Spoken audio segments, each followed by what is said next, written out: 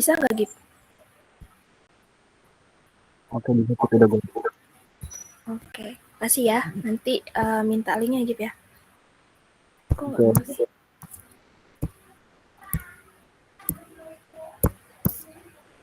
Oke, mungkin gue mulai langsung ya ke materi. Nah, yang pertama itu materinya Bu Reni, yang enzim yang pertama kali tentang kinetika. Nah, mungkin gue bahas ini soal-soal yang pernah beliau ajari, maksudnya kasih ya.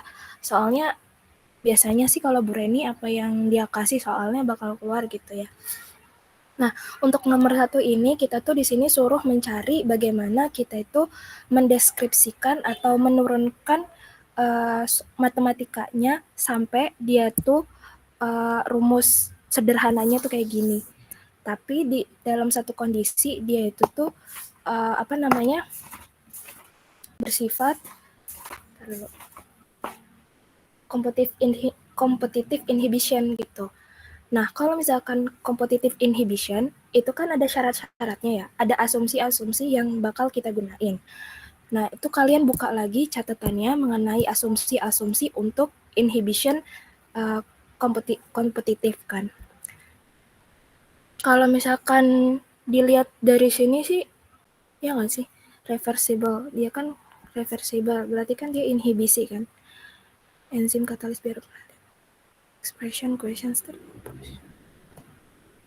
Nah, di mana nilai KM-nya tuh udah ditentuin, KM-nya tuh kayak gini, KP-nya gini, untuk FS dan FP-nya segini. Coba kita turunin ya. Nanti kalau misalkan penjelasan gue kurang jelas atau emang agak belibet, nggak apa-apa, langsung ngomong aja ya. Soalnya gue juga bingung sebenarnya sih gimana cara jabarinnya. Jadi kalau misalnya kurang-kurang paham, nggak apa-apa nanyain aja. Nah, jadi pertama-tama untuk menjawab soal kayak gini, kita tuh harus tahu dulu maksud dari soalnya apa. Nah, di sini kita tuh suruh mendeskripsikan gitu, sampai si dapat turunan laju reaksinya yang gue merahin. Nah, kita masukin asumsinya. Untuk asumsinya, karena ini adalah competitive inhibition, maka untuk nilai DES-nya itu adalah 0. Sebentar. Kalau nggak salah emang 0. Udah. Kita masukin ke asumsi di mana nilai laju penurunan ES. ES itu adalah E-nya itu apa namanya? Enzimnya, S-nya itu adalah substrat. Jadi enzim dalam substrat terhadap waktu itu dianggap sebagai 0. Tuh. Kemudian persamaan racanya juga harus kita masukin. Nah, untuk persamaan raca massa enzim itu tuh rumusnya buka lagi catatannya. Ini mutlak ya, maksudnya semua ininya pakai gunain ini ya. E sama dengan E0 dikurang ES. Kemudian untuk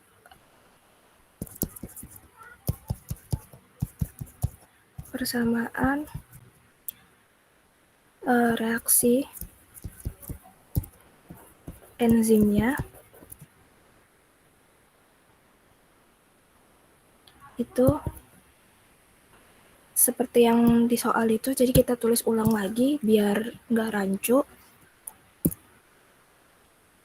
di mana nilai E tambah S dia akan membentuk produk ES, terus dia akan membentuk kembali, melepas kembali enzimnya, dan terjadilah produknya. Gitu, ini kelas 1. Kok nggak mau ya? Kelas 1, kedua. Nah, kan apa yang diajarin sama ibunya kan beda ya. Jadi tuh sebenarnya bisa aja kita untuk gali lebih dalam lagi. Jadi biar dapat nilai si apa namanya apa namanya sih? Persamaan itu loh yang sebentar. Yang ada di Nah, biasanya tuh kan dapat KM, ES, S, ES. Nah, itu tuh kan ada step by stepnya sebenarnya kan. Cuma kita persingkat aja ya, tinggal lihat di buku sebenarnya. Kalau enggak bikin catatan-catatan mandiri aja sih mengenai tersebut. Nah, untuk reaksi enzimnya udah kita tulis ulang. Kemudian neraca enzimnya udah ada. Terus, oh ya, persamaan laju reaksinya belum ada ya. Untuk persamaan laju reaksinya tuh rumusnya kayak biasa, semua persamaannya sama, tinggal gimana dia tuh masuknya, kompetitif apa non kompetitif. Kalau misalkan persamaan laju reaksi bisa dilihat di catatan aku juga bisa ada kok, F D terhadap produk terhadap waktu, dimana ini semuanya sama ya rumusnya tuh. Untuk persamaan laju reaksinya sama neraca enzimnya juga sama. Nanti yang membedakan itu di apa namanya, enggak, neraca enzim yang beda.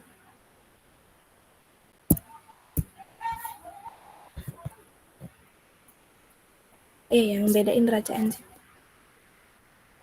Kalau nih ya, sebentar. Nih, kalau misalkan kompetitif, itu tuh neraca enzimnya tuh ini. Sedangkan kalau misalnya non kompetitif beda lagi. Neraca enzimnya tuh ini. Jadi harus benar-benar diperhatiin gitu. Karena apa? Di situ tuh nanti kita untuk mendefinisikan si persamaan laju reaksinya, reaksi si enzimnya itu. Kalau misalkan kita udah punya persamaan laju reaksinya, bisa kita turunin persamaan-persamaannya. Jadi, nah dapat dari mana persamaan laju reaksinya? Ya dapat dari ini, ini gitu. Kemudian coba ya, kita turunin, langsung masukin ya. Jadi maka persamaan di sini tulis ulang.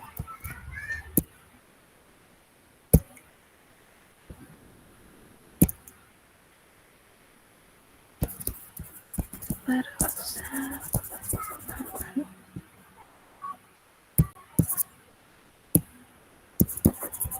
laju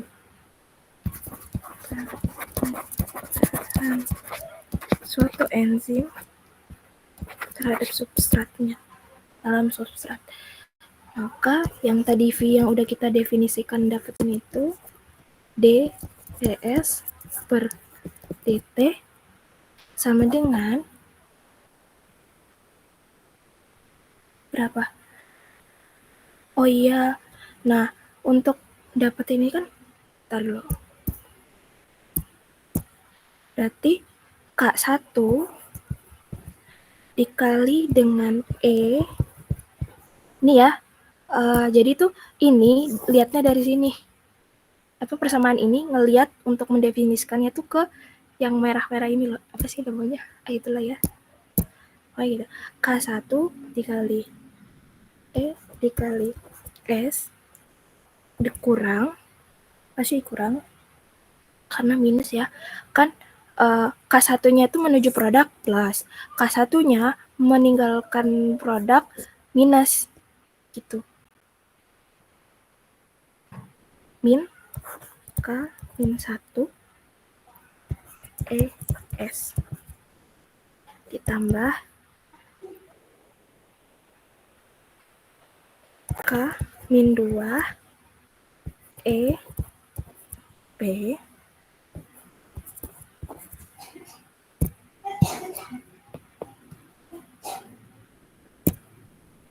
dikurang K2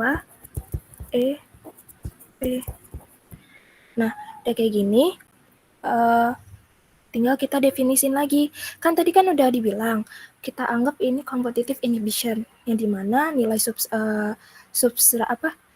enzim substrat itu dianggap 0 gitu kan, lajunya gitu. Maka ini bisa kita coret ya, jadi 0 gitu ya. Kemudian kita turunin lagi,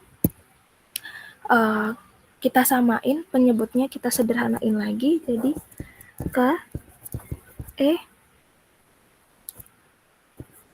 KES yang sama-sama ES digabung ya, min K min 2 EP yang sama-sama ES. No. Yang ini salah. Soalnya dia menuju ES. Berarti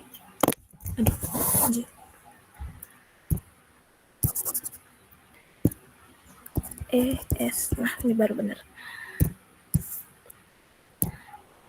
Ditambah dikurang ya. Soalnya biar itunya kurang K-1 ditambah K2 ES. Yang mana? Yang ini nih. Ini sama ini. Nah, gabung ya. Nah, udah kayak gini, kita bisa pindahin ruas lagi. ES-nya pindah ke sebelah kiri untuk lebih memudahin ya. Jadi, ES, tulis ulang, K min, biar minnya ini jadi plus gitu. Nggak ngeganggu. Ditambah K2 sama dengan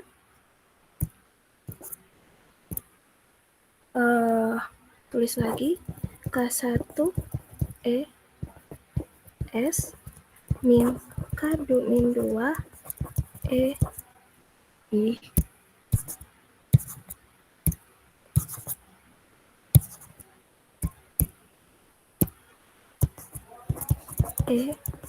B. Oke.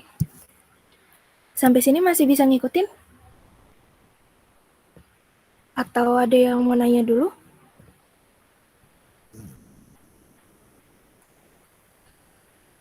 Gak ada? Lanjut, Cik. Kaget. Oke. Lanjut ya. Nah, kan kita udah dapat nih. Ini baru kasarannya kan, masih belum bisa kita definisin lagi kan. Nah, jadi kita ubah lagi. Kan tadi kita punya ya nilai dari neraca persamaan enzimnya E sama dengan E0 min ES. Nah, untuk nilai E yang ada di sini kita bisa masukin biar nanti persamaannya tuh E0. Kenapa E0? Karena biar bisa didefinisikan di sini EF kan VS sama dengan K2 E0. Jadi kan kita butuh yang namanya E0. Makanya kita rubah dulu nilai si E jadi E0 min ES gitu. Kita masukin persamaannya. Nggak usah ditulis ulangnya. Tulis aja deh. ES K-1 ditambah K2 sama dengan tadi dimasukin ya K1 E-nya itu E0 min ES.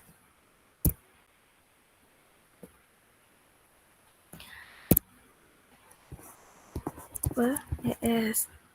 Nah, ini tuh kalian tuh nulis ininya juga harus diperhatiin banget. Kadang tuh kalian kayak tiba-tiba tulisnya ES, bukannya ES dipisah, malah ES-nya digabung gitu. Jadi harus dilihat-lihat lagi, biar nanti tuh pas nurunin nggak salah gitu. Kadang yang bikin ngestak itu tuh di situ, kita tuh salah nulis. Nah, udah definisiin, terus kita keluarin lagi. Sederhanain lagi. K-1 ditambah K2. Emang cukup panjang sih kalau penurunan ini. Jadi harus sabar.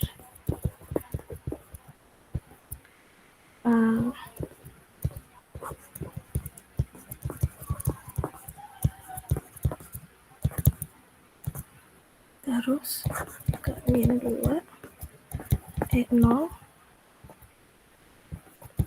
P min 2 N0 P. Nah ya, kalau sekiranya ada yang rancu bilang aja ya. Kemudian, nah yang sama. ES bukan itu Cik, yang Kamin 2-nya. Oh iya, benar. Bentar.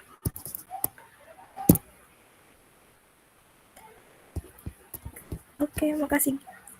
Nah, udah kan? Terus kita pindahin lagi yang E0 E0, ES ES ya kan. Nah, yang ES-nya ini yang mana yang ES? ES tuh yang ini. Yang ada ES-nya sama yang ini. Kita gabung ke yang sini ya.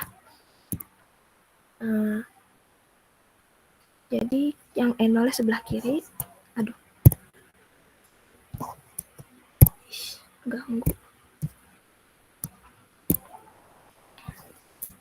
Nah, K1 E0 S ditambah K min 2 N0 P sama dengan ES dari tambah ya K min 1 ditambah K2 ditambah K1 S tambah K min 2 P. Nah, kayak gini kita bisa deh ngedefinisiin si ES. Maka nilai ES sama dengan diturunin lagi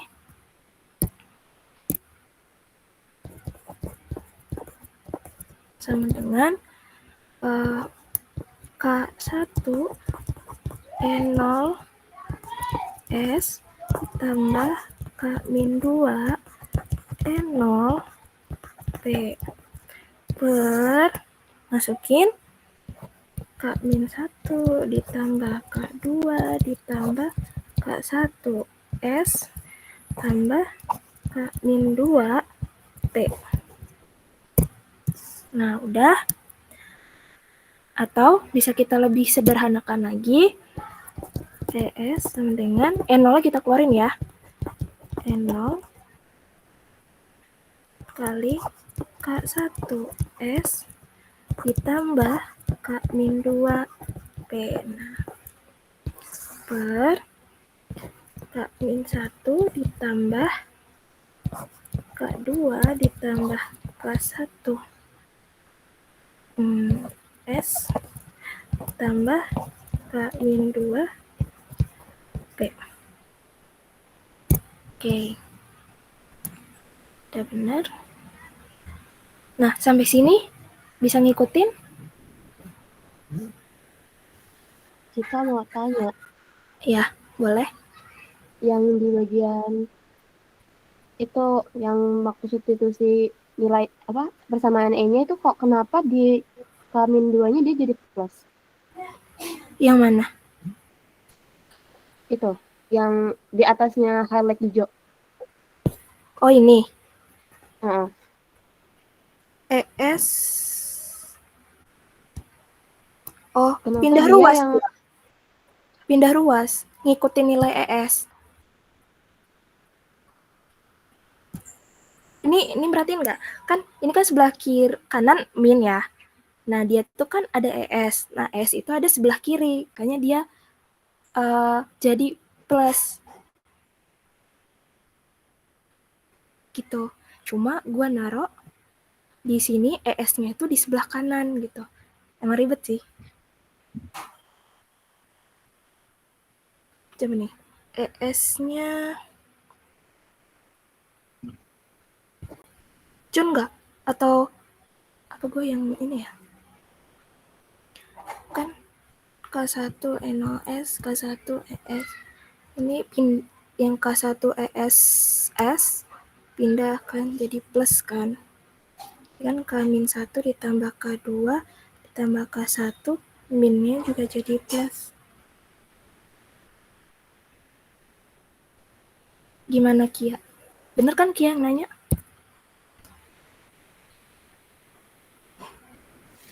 masih bingung? Di foto aja dulu, coba nanti kamu kerjain. Kalau misalkan memang aku yang salah, di akhir aja. Aku lanjutin Oke. dulu. Oke, aku lanjut ya. Ada lagi nggak yang mau nanya dulu?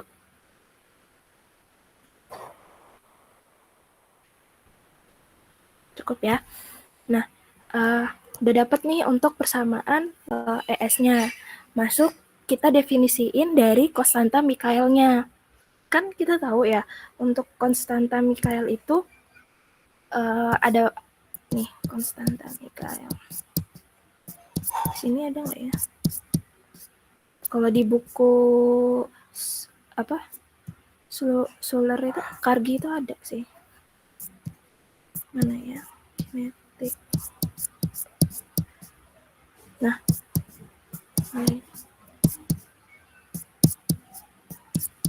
mana sih? Oh, pokoknya ada di ini. Nah, itu tuh juga bisa kita gunain untuk nurunin persamaannya. Kita definisiin buat bahan ininya aja. Biar lebih sederhana. Definisiin dulu. Definisi konstanta Mikhael, di mana Km sama dengan K-1 ditambah K2 per K1. Di rumus sudah, di soal udah ada sih ini definisinya. Tapi kalau mau dicari tahu kenapa bisa dapat kayak gitu, ada di buku Kargi. K-2 K1 dengan Km per. Nah, karena kita udah punya ini, kita bisa definisi lagi. Tadi kan untuk laju perubahan ES. Nah, ini kita laju pembentukan produknya gitu. Yang kita cari laju pembentukan produk. Sama aja sebenarnya rumusnya tuh V sama dengan, tapi bedanya kalau tadi kan perubahannya itu kan ES ya, kalau misal pembentukan produk P ya, P-nya didefinisikan sebagai produk terhadap waktu. Nah, untuk terhadap produknya itu kita lihat lagi di sini. Di sini kan dia ngasilin EP ya, di mana K2-nya itu ES K2 menuju produk dan K-2 meninggalkan produk kan. Nah, ini bisa kita tulis di sini sama dengan K2 karena dia membentuk produk jadi plus ya, dia menuju ya. ES min dia meninggalkan, ibaratnya kayak ekornya gitu lah, kepala ketemu ekor. K-2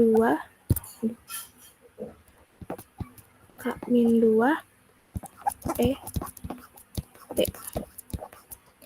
Nah, kalian ada yang masih bingung nggak penentuan ini nih, definisi ini nih, atau udah pada paham? Ingat-ingat lagi aja materinya Pak Jabo, mirip-mirip kok untuk penentuan lajunya itu. Nah, kalau udah kayak gini, kita bisa nurunin. Tadi kan persamaan ini bisa kita tulis menjadi oh ya, ini kita keep dulu, tapi kita harus definisiin nilai ES. Karena kalau misalkan kita nggak definisi nilai ES terhadap E, kita sulit nanti untuk nuruninnya. Gitu. Bisa sih kayak gini sih kita tulis ya. Soalnya kalau misalkan gitu nggak nyambung. Tapi sama dengan kita tulis ulang dulu.